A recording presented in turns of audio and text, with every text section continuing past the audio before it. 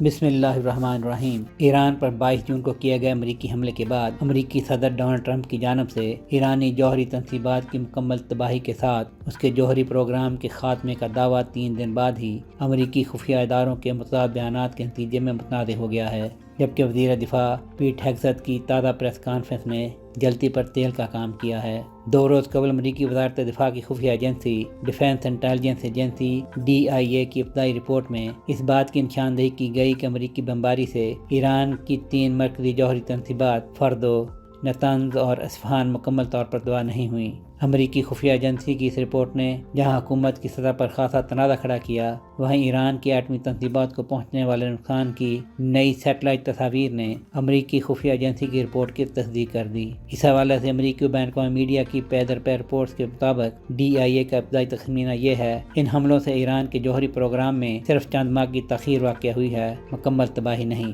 2 روز پہلے کی media reports کے مطابق ایک ذریعے کا کہنا تھا کہ یہ تشخیص امریکی حکومت میں بڑے اختلافات کا سبب بنی ہوئی ہے، کیونکہ یہ صدر ڈونلڈ ٹرمپ اور دیگر اعلیٰ امریکی حکام جیسے وزیر دفاع پیٹ ہیگسیت کے بیانات کے برعکس ہے۔ صدر ڈونلڈ ٹرمپ نے کہا تھا کہ یہ حملے ایران کو جوہری ہتھیار بنانے سے روکنے کے لیے ضروری تھے اور جوہری تنصیبات کو مکمل اور قطعی طور پر ختم کر دیا گیا ہے۔ وزیر دفاع نے بھی دعویٰ کیا تھا کہ ان حملوں نے ایران کی جوہری امنگوں کو مٹا دیا ہے، جس کے بعد بظاہر وائٹ ہاؤس کے دباؤ کے نتیجے میں پہلے امریکی انٹیلیجنس کی مشیر تولسی گبارڈ نے DIA کی ابتدائی رپورٹ کی تردید جاری کی۔ یاد رہے یہ وہی خاتون ہیں جنہوں نے مارچ میں امریکی کانگریس میں بیان دیا تھا کہ ایران جوہری ہتھیار نہیں بنا رہا۔ ان کے بعد CIA کے ڈائریکٹر جان ریڈکلف بھی میدان میں آ گئے، جنہوں نے کل شب اپنے بیان میں اپنے باس کے موقف کی تائید کرتے ہوئے کہا ہے کہ ایران کا ایٹمی پروگرام مکمل طور پر تباہ ہو چکا ہے، مگر ان سب دعووں اور بیانات کے متضاد اس حوالے سے مختلف ذرائع سے جاری ہونے والی سیٹلائٹ تصاویر میں 22 جون کو امریکی فضائی حملوں کے بعد تینوں جوہری تنصیبات کو پہنچنے والے نقصان کو دکھایا گیا تھا، جو مکمل تباہی کی نشاندہی نہیں کرتا۔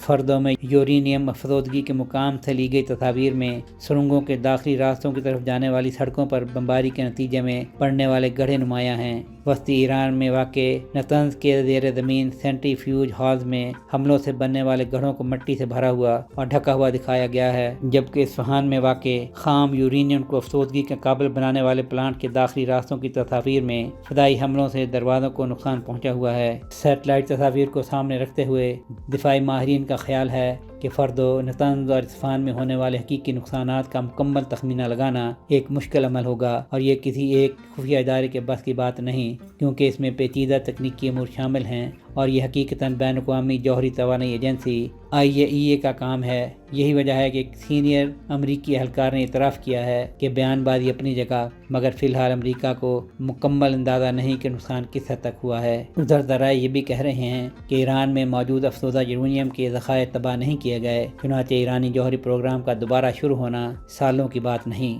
سہیل شہریار، iPaک TV۔